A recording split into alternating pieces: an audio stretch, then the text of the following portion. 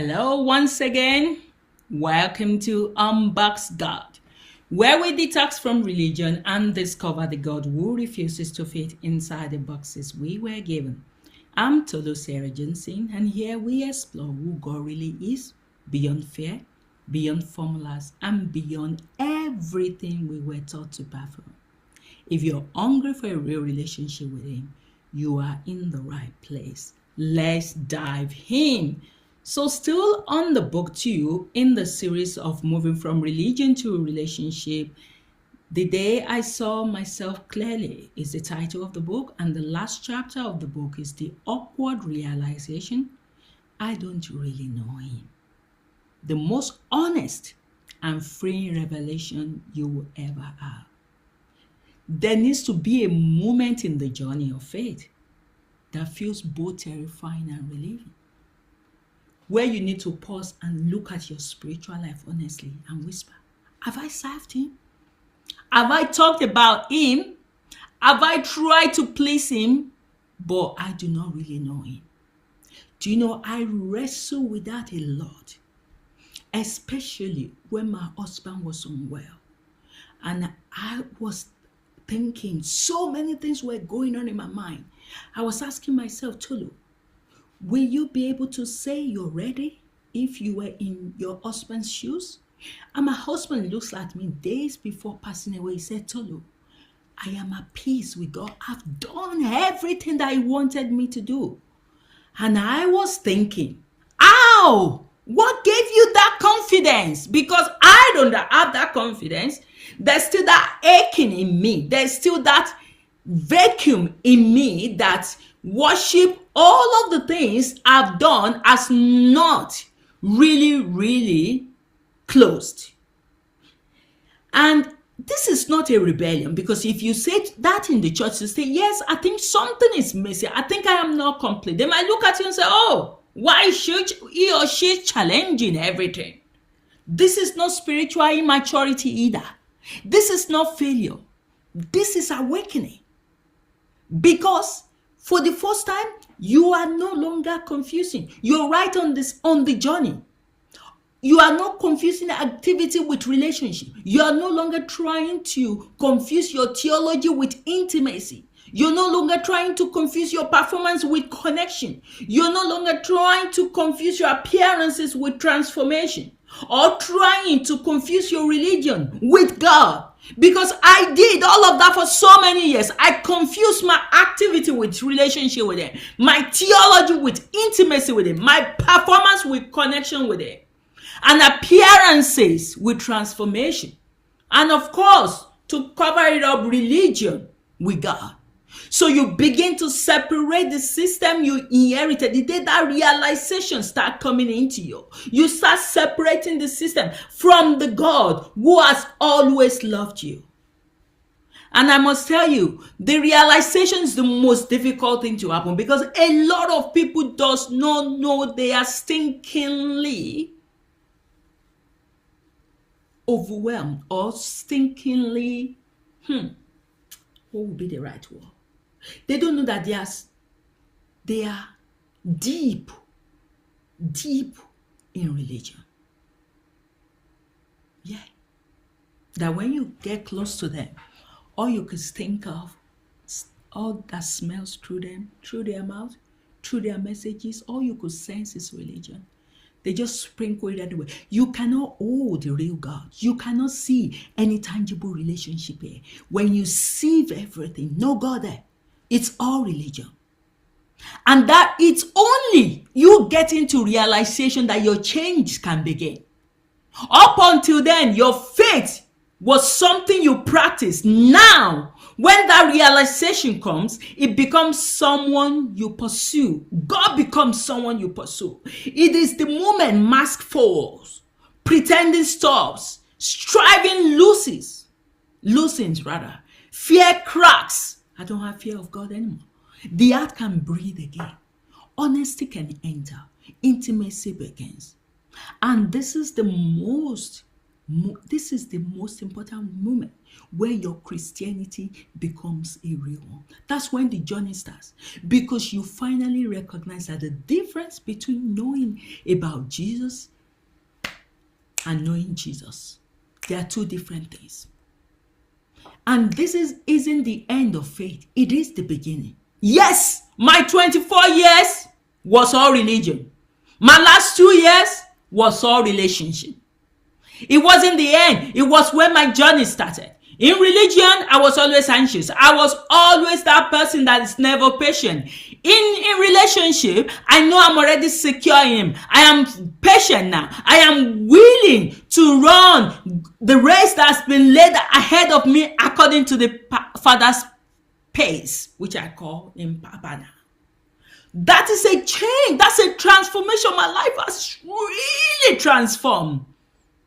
And every close relationship with God, truly close one, they start with the courage to admit whatever I had before, there must be more.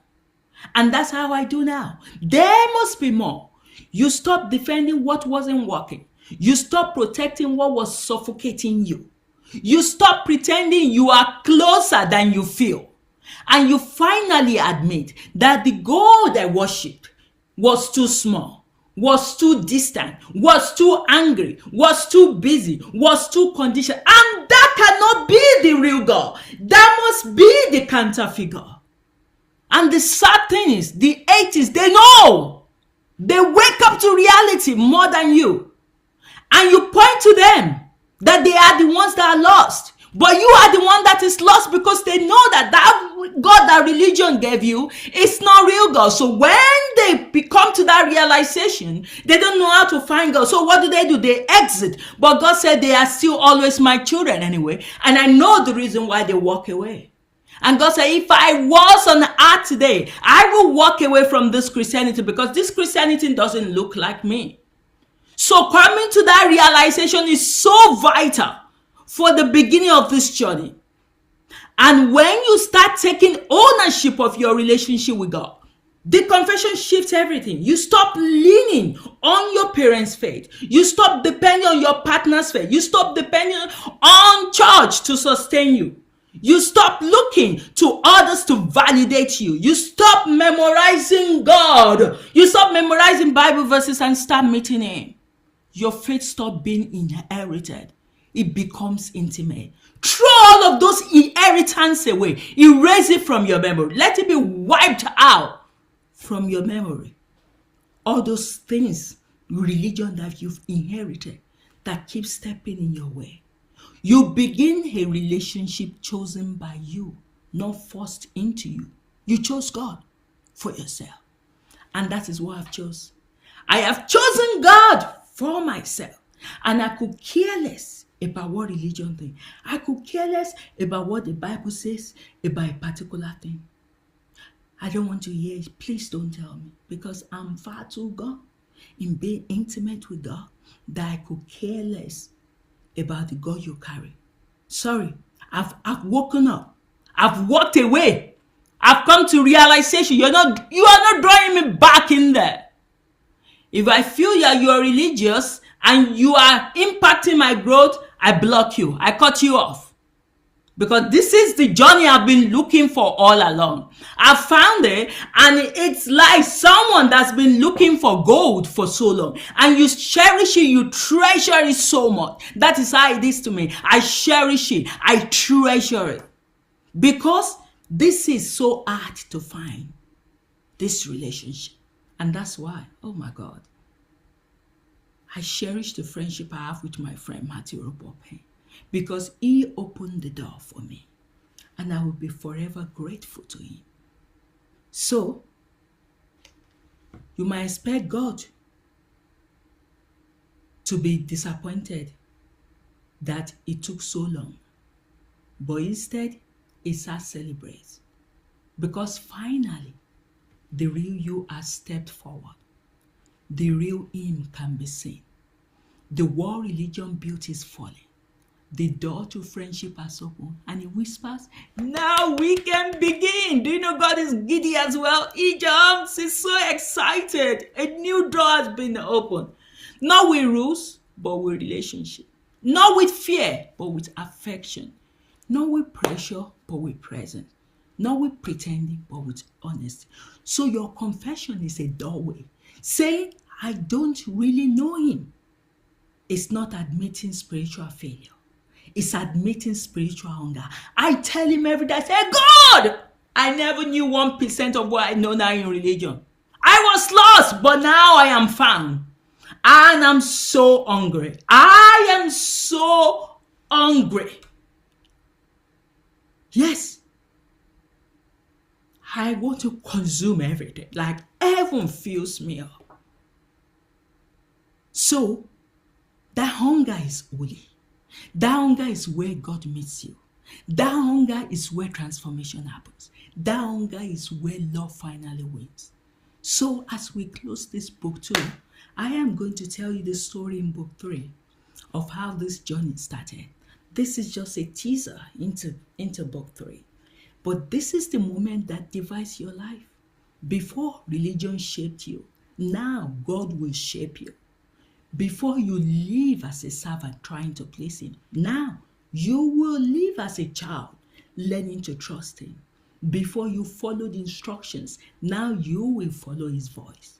Before your faith was someone else's idea, now it will become your own story.